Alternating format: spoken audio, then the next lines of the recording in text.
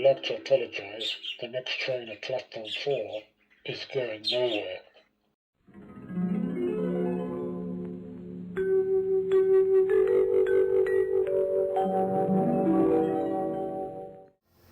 Welcome back.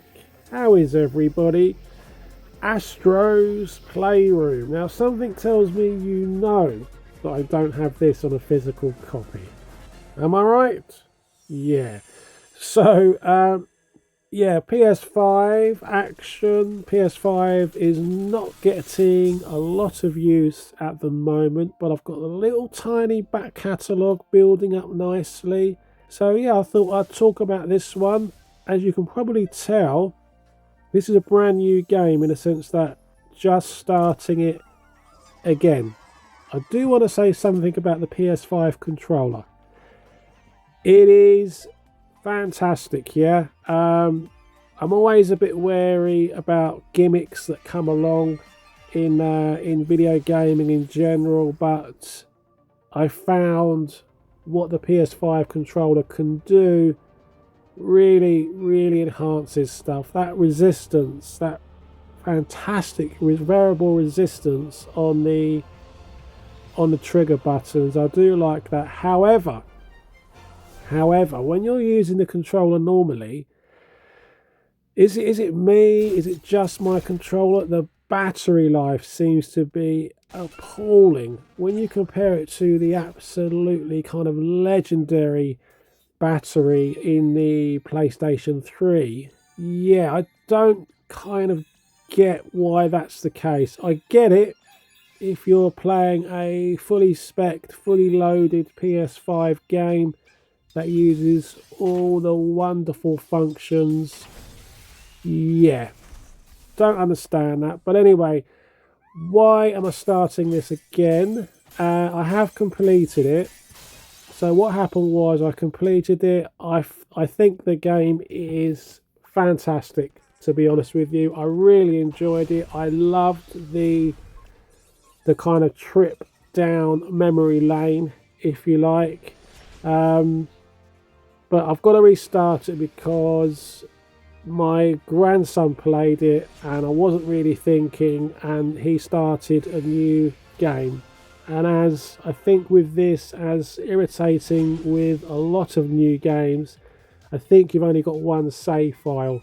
So anyway, I thought I liked it so much, I'm going to play it again. I'm going to try and go for all the collectibles, all that good stuff, all the artifacts. Yeah, why not? Why not? So yeah, I mean, I don't know, what can I say for a built-in game? It got me thinking the other day of all the... I mean, I've been gaming for decades now, since the introduction of the Atari VCS.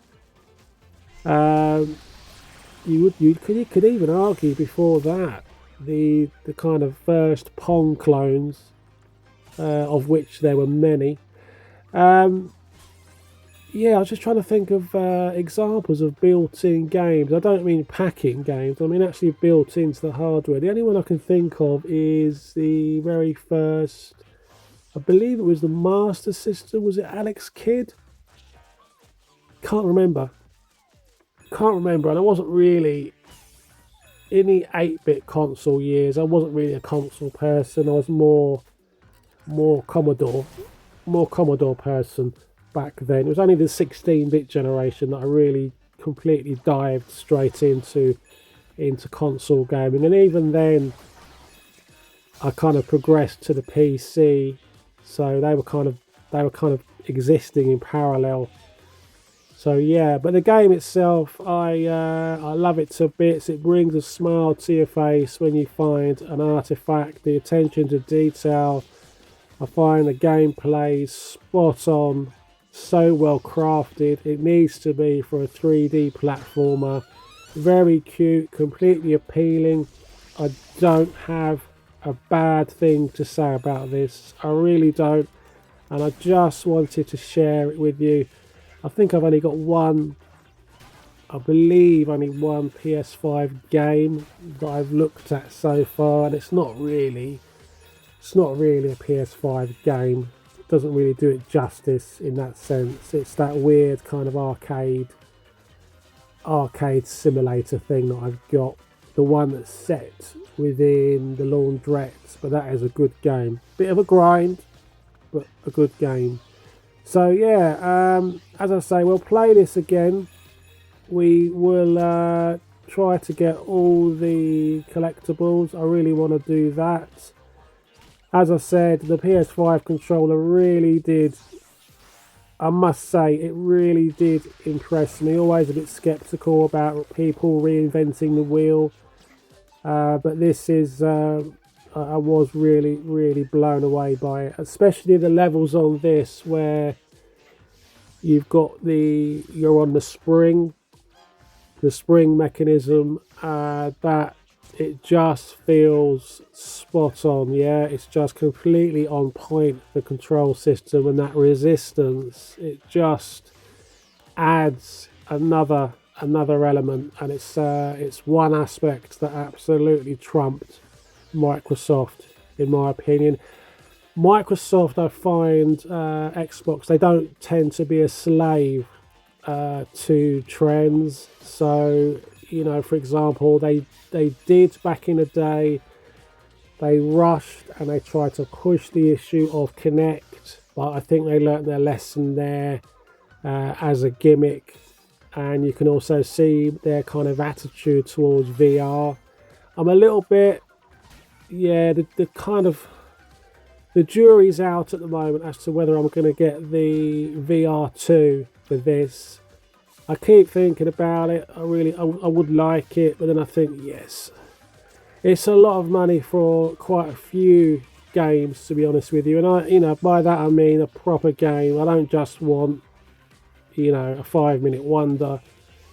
I want a proper game, basically, and there's just not enough of those types of games on there, really, rather than just arsing around, a 5-minute blast. It's an expensive peripheral. If it's just going to be that.